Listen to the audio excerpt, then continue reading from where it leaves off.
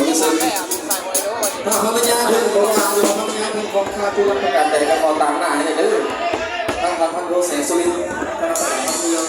หัวหน้ากองราชการทหารเมืองทหารเขต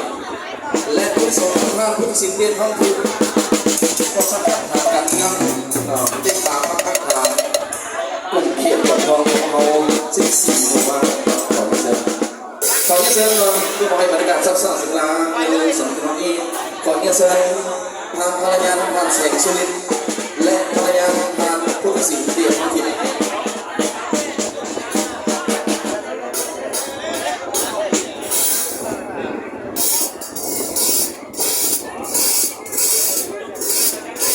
ขอเชิญน้องภรรยาทางพันโทแสงสุรินทร์ขอเชิญยังบอกภรรยายังบอกโอเคขอเชิญเลยน้องภรรยาทางพันโทแสงสุรินทร์และภรรยาทางผู้สิทธิเดียนท้องถิ่นยังบอกจะเละเขายังบอกท่านยังกับขอเชิญเลยนะถ้าบ่ได้ก็ตามนะ